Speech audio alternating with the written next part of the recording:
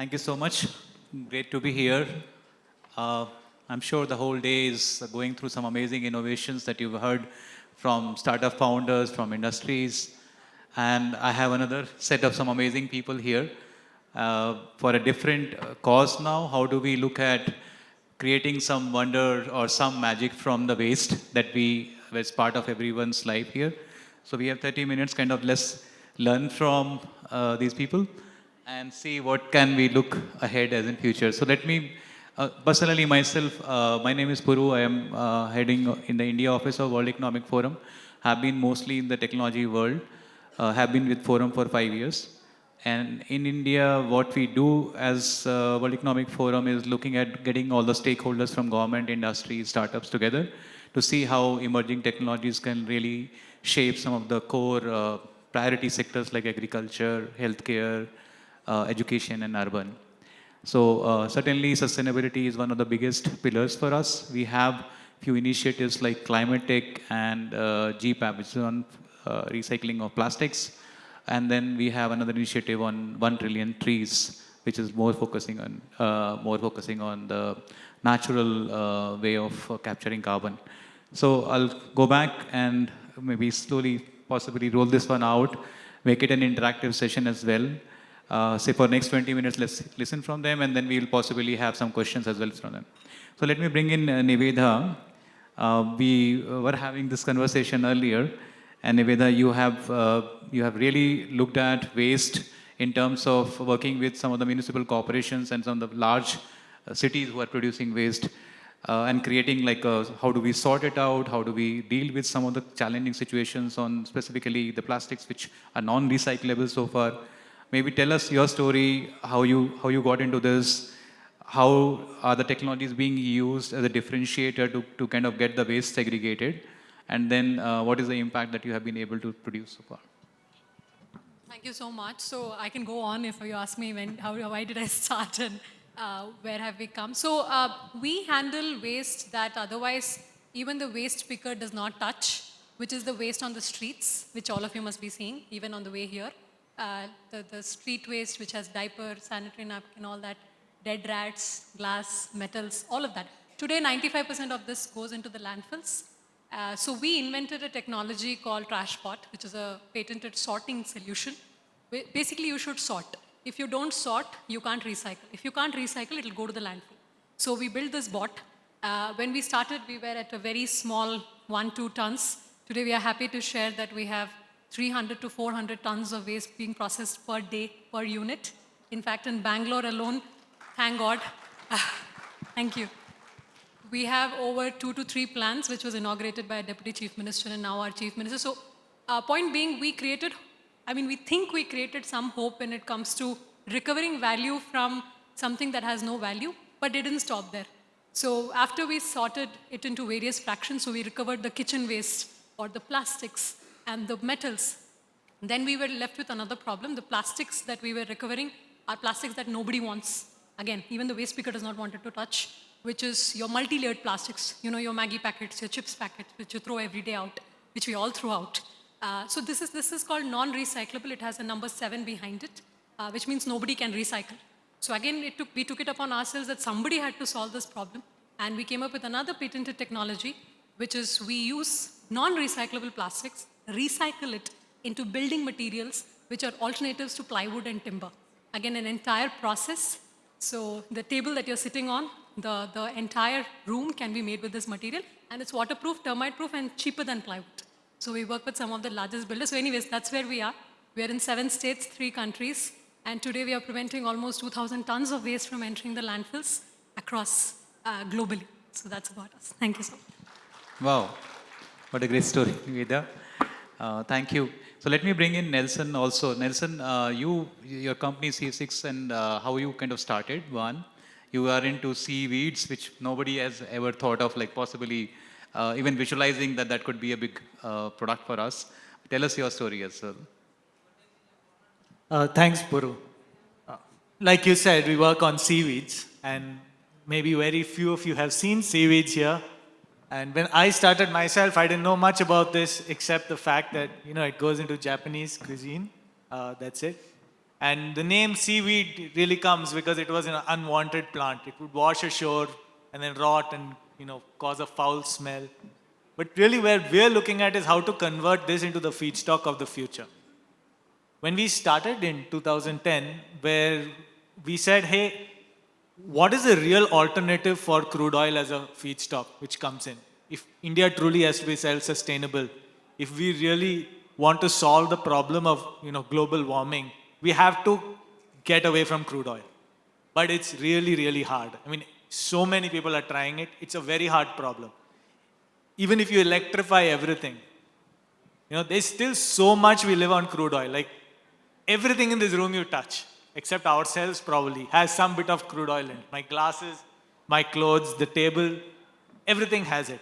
So if you want to get away from it, you need a feedstock which is equivalent to that. And we did a calculation. We said, hey, let's say we could electrify whatever we could electrify. Forget, solar, whatever we put in.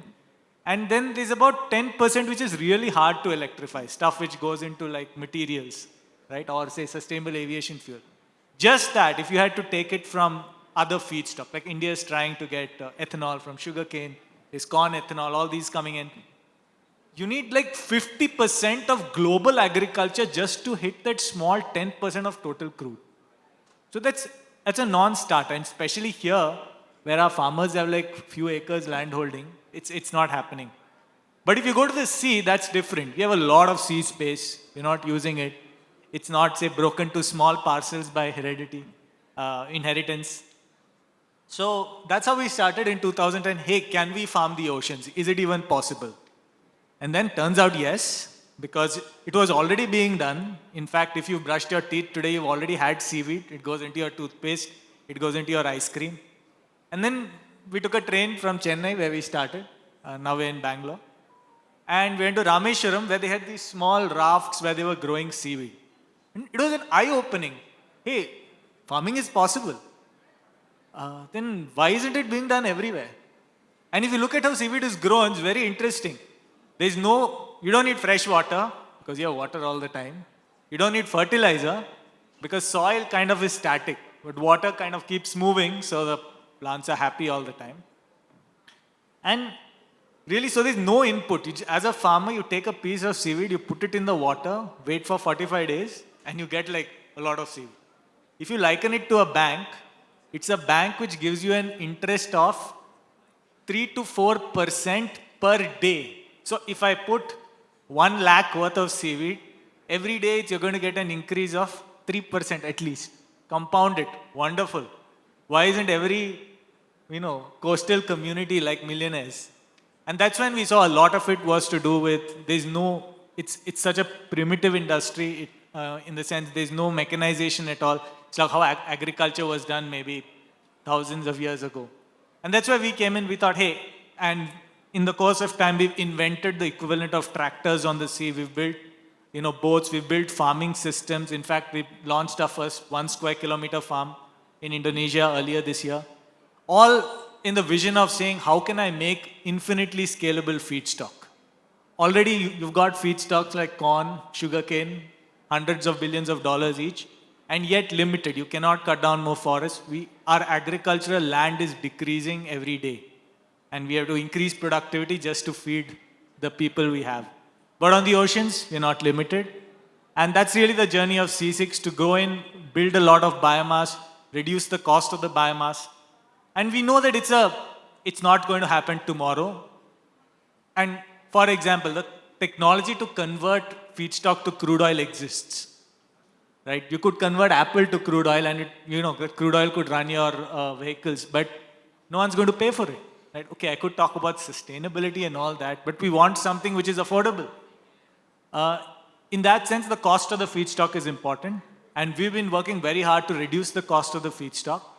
And what we're seeing is, and we've already reduced the cost significantly from market price. And we're seeing there are many products which are already profitable. We're not at crude oil yet. Let's say crude oil is at least 2 to 3 years away. But we've reduced the cost almost 3-fold from where it is today. And that allows us to target a whole bunch of opportunities in agriculture, in food, biomaterials like biodegradable packaging, all coming in from this feedstock. And yeah, that's where we at C6 too, building that feedstock for a sustainable future. Thank you, Nelson. That's amazing to see, and we'll go more into details about how the economics work. Let me bring Ezhil here. Ezhil, you spent a lot of your early years in US, and I know like all three of you practically come from Chennai and now settle in Bangalore doing amazing business. That's yes, you met each other here for the first time. But Ezhil, from the world of biomanufacturing, where you look at capturing greenhouse gases, converting into real good products, which could be useful for agriculture and cosmetics, tell us more like how this journey has been and what is the real impact that you've been able to create. Sure, thank you so much for having us here. I'm Ezhil. I'm one of the co-founders of a Bangalore-based company called String. And when we started our journey 10 years back now, we actually started with a very, very simple idea.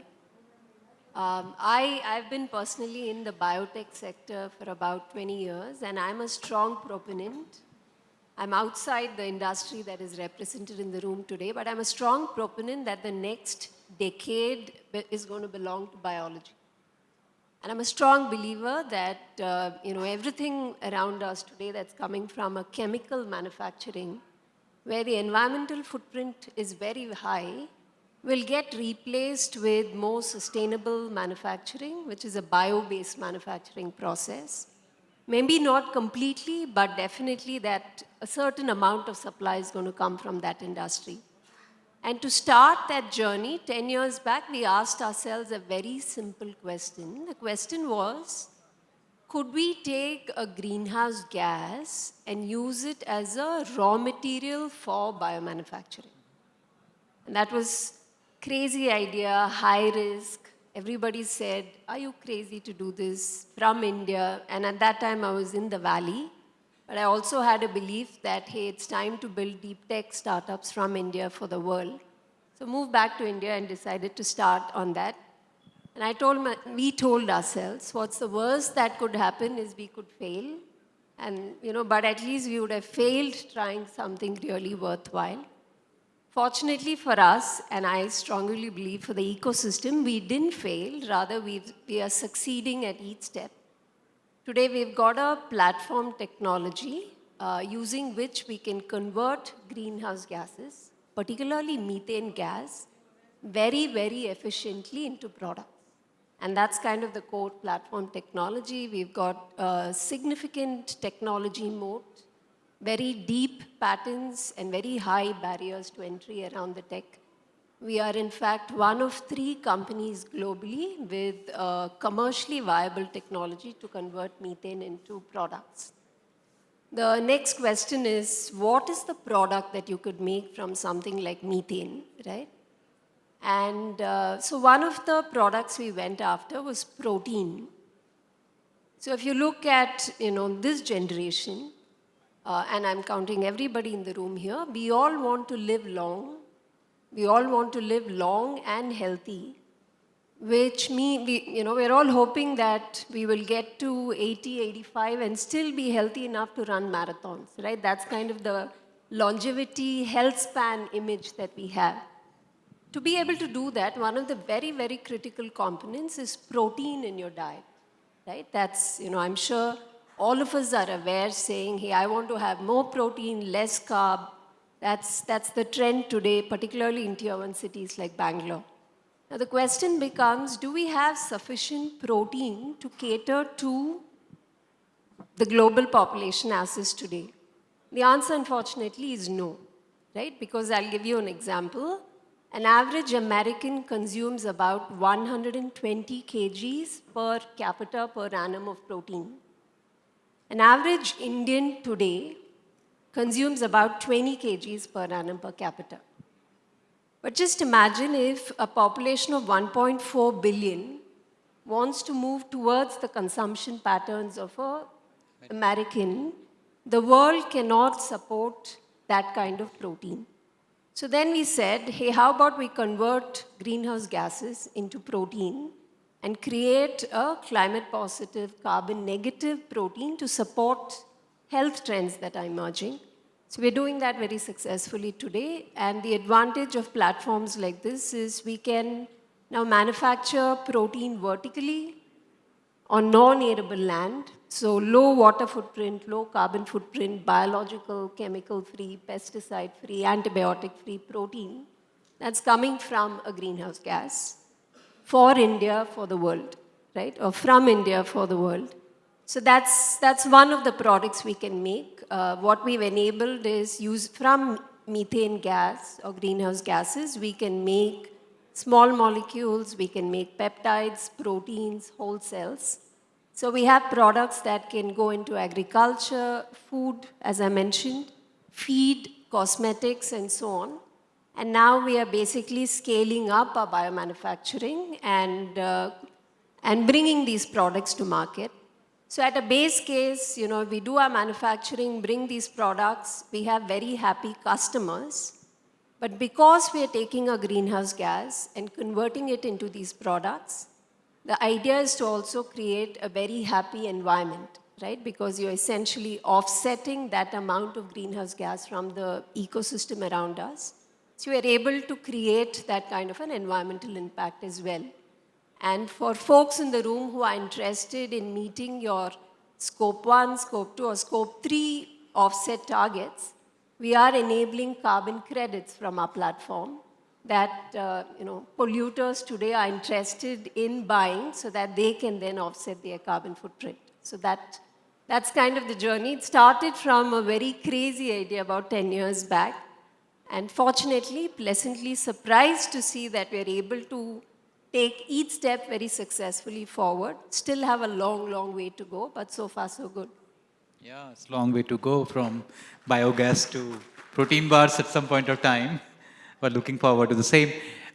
Maybe you'll take another set of thinking, like how does the economics works behind it? I know we mentioned that while all of us talk about sustainability and green and being really focused on saving carbon, but no one pays for it. I mean, that's the real tragedy of real business. So Nivedha, starting from you, and we were discussing how does the business case justify for really separating and deploying technologies, especially from looking at it from the perspective of a commissioner of a Bangalore Municipal Corporation? Why would he pay you to separate the waste which is coming, which everyone is throwing out, not separating at their homes?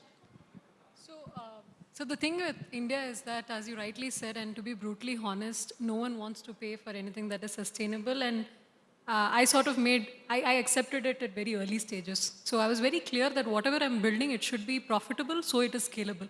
So that every entrepreneur, a contractor comes and takes it from us, and we don't need to keep pushing it to them, right? So when it comes to the sorting solution, you can imagine the government spends roughly 2,000 rupees a ton all the way to go and dump the waste. This is our money, by the way, taxpayers' money. So today we end up spending not more than 100 to 150 rupees to do the sorting. And then it is used in various biogas systems or recycling systems in and around that place. So it's a drastic reduction for the government at a negligible capital investment, which is once and for all. So their deal is very clear. Now we don't only work with the municipality, we work with waste contractors who are pleasantly and happily were dumping the waste for generations. But then now they were able to figure out a business model out of this. They said, hey, I was dumping, I was earning this much.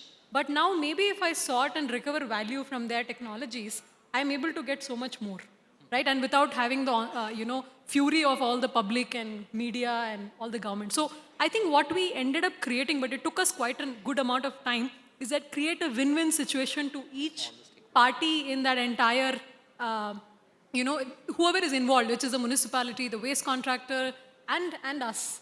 But now when it comes to the building materials, wherein we convert what cannot be recycled into a recycled products, we have very good metrics, right? It's highly scalable. We have a payback of 2.5 to 3 years because we are taking something that even a waste picker does not want and converting it to value. That means we are going negative to positive, which is by nature a profitable business. And hence we are licensing it out to, many other countries. And we are already in South Africa. We are going to be in UAE very soon with the same technology. We are in Kenya already. We are in Philippines as well.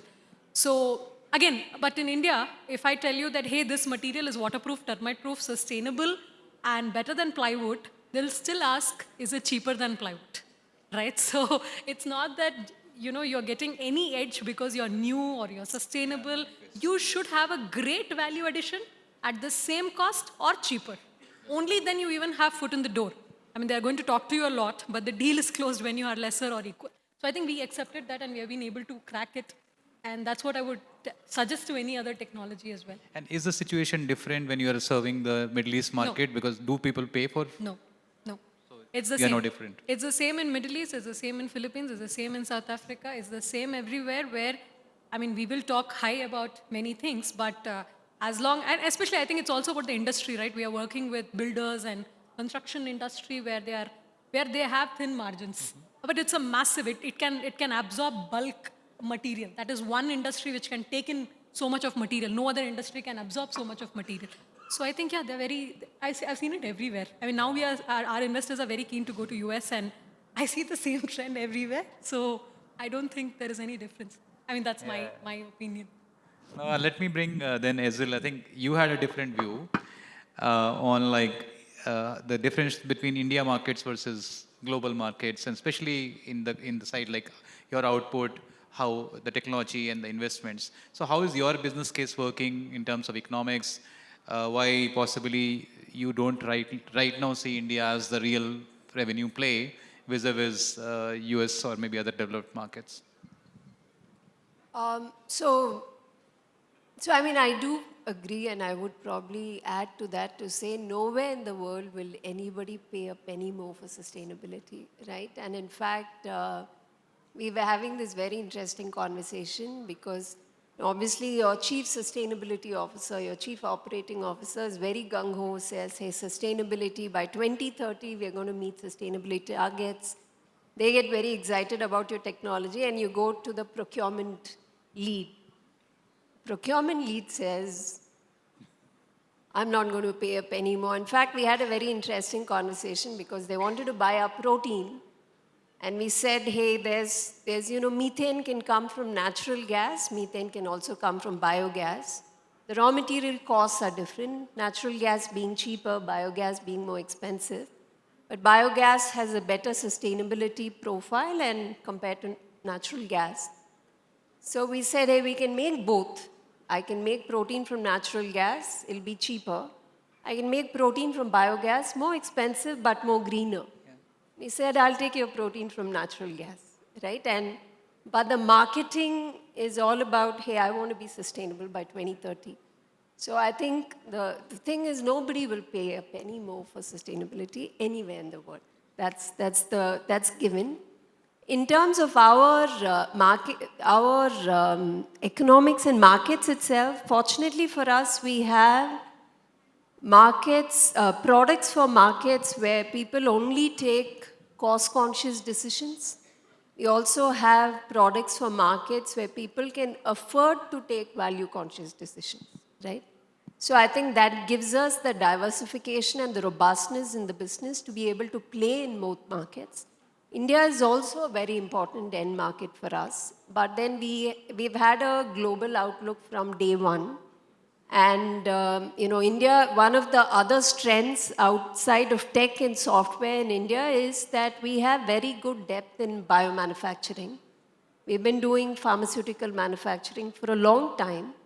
So manufacturing in India also has a significant cost advantage. So to be able to manufacture in India and take it, now I'm talking about biomanufacturing in India and taking it out for the world. So that's also a very interesting play for us. Thank you so much. Nelson, I know you already spoke about how the economics is working for you, considering that it's the lowest cost, lowest at least labor and inputs is free, but then it's a big feed. So how is your economics working? I mean, like from the buyer's side and the overall sustainability side. So on the buyer's side, our experience has been that unless the end consumer is willing to pay a premium for sustainability, nobody is going to pay anything. So, like if you go to the procurement guy, but the marketing department says, hey, no one's going to pay higher, it's a very, very hard sell. In our case, we've been focused on reducing the cost of our feedstock. And in our feedstock, the entire cost is just the cost of someone going swimming into the sea, putting a piece of seaweed and coming back. So everything is about how do we make it safer? How can one person do so much more sea space? And literally it's like bringing in all the interventions which are brought into agriculture on the sea, which means, there's so much goes into agriculture which we don't realize, like what are the right strain which is planted, the protocols which are involved in farming, at what stage do you harvest. So a lot of our work goes there. In terms of economics, what we realized is, today there's a market price for the feedstock, and we have to reduce it by a factor of, let's say, 15 to 20 fold for something like crude oil to be possible. That's a huge jump down. And that's not going to happen in a short while. We realized that early on. And there was also talk of carbon credits and things in the market, which you guys probably also experienced. My personal belief is it's great when it lasts, but to build a business, especially on the long term, on something which can change because of some policy or someone's whim and fancy is very scary. So the business has to be sustainable in itself. And that's where we took a call on, we're going to make products from this feedstock at whatever price we have, build businesses on that, reduce the cost of the feedstock, improve the margins on the businesses we have before, make new products at the new price, and keep going on that path until finally we hit the cost at which, the holy grail, crude oil becomes, a viable option. Super nice. So maybe one last question before we go to the audience, in short one. So Nivedha, what would be your pitch to, say, a policymaker or maybe say the commissioner of Mumbai Municipal Corporation? Yeah, I mean right now they're still not gone and deeper into the technology. What is it that you want them to change for future ahead? Yeah, so not the municipality. I wouldn't speak to the commissioner. So I would speak to a MOHUA or MOAFCC, the ministries. So I already speak at many of these policy decisions. So there are a couple of things. One is we speak a lot. Today I have to compete with 100-year-old plywood, which has been there forever. And this is a new product which is actually sustainable, solving a problem and creating value. Of course, I should have some sort of subsidy. At least in GST, I'm paying the same 18% that plywood pays. That's insane. Yeah. So that's, of course, something that we are talking about. Any sustainable product should have subsidies, which, of course, will then promote people to start taking it. It's as simple as that. I mean, buyers will start buying it, distributors will start taking it because they are seeing a value addition there. Second, I'll tell you something which is so difficult in India. People ask me who is my competitor. Frankly, we don't have. The biggest competitor I have is dumping. Dumping is my competitor because dumping is free of cost. So even if I give the best business model in the world, give you a 2.5, 3-year payback, dumping is free, right? So I can never beat that. Yeah. So my ask to the ministry forever has been, and this is already done in UAE, this is already done in Europe, this is already done in US. If you enter a US landfill, you have to, if you have a truck of waste and you're entering the landfill, you have to pay $50 a truck, which is 4,000 rupees, right? So you will think twice before going there. Versus you will go to a material recovery facility, a processing facility and pay lesser. But in India, that is the free cost. Yeah. So every contractor goes there and dumps waste. So our humble request has been, please put a gate fee. That's the minimum that you can do. So these are two very obvious things that had to be done, but I've been speaking in every session, but let's hope the best. Yeah, hope they work on this one. And they seem to be easy proposals, actually. It doesn't look like... Yeah. So Nelson, what would be your pitch and who should be, say, you bump into a minister, but then I'll leave it to you, which minister, and say what is it that the pitch that you would make to him? We've talked quite often about this in many forums, but the space we are in is very new. It's using ocean space. Yeah. Today, if you want to put a solar project, you can buy land, you can put something out there, and because you have the guarantee that that land, let's say you have right of use to that land, you can spend money on the infrastructure on top of that, whether it's a factory or whatever. And there's no government department will come and suddenly take it from under you. But on the sea, that's not the case. There's no single department even who handles sea space, right? It's a very new concept in India. And that's really what's limiting a lot of investment, even in the blue economy space, whether it's aquaculture or seaweed farming. Who will put infrastructure if I don't have rights to use sea space? And if it's, and we talk to state departments, they say, hey, why don't you use that space?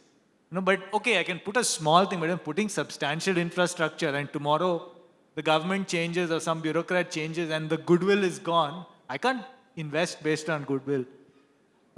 There's a solution in other countries, like in Indonesia. Just like on land, sea space has been zoned out. So you have industrial sea space, you have fishing area sea space, aquaculture sea space.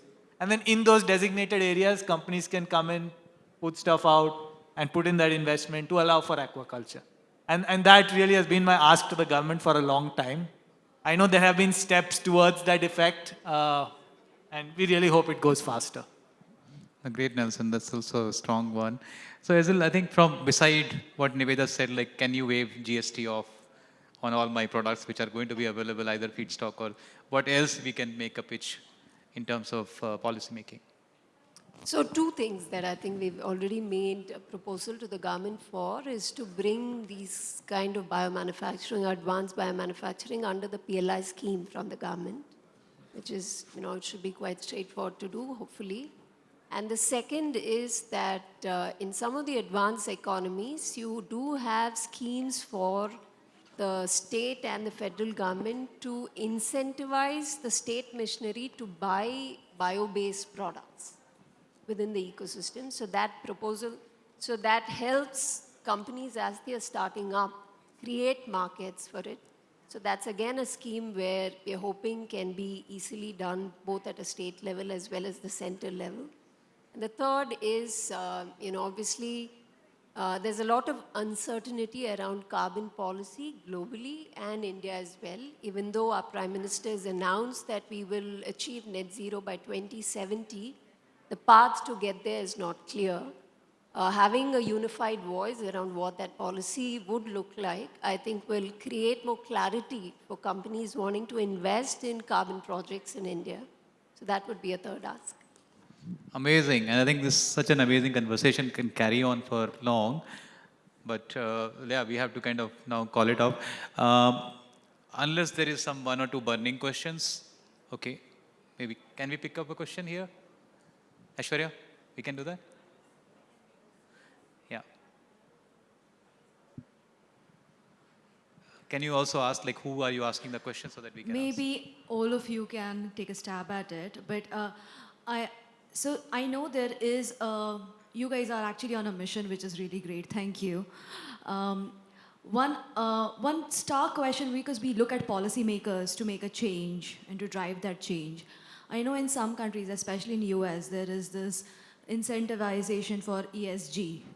How are we actually tapping into crowdsourcing kind of or crowd sustainability kind of initiatives, and are you guys looking into it? Like building an ecosystem with private firms to ensure that you get your,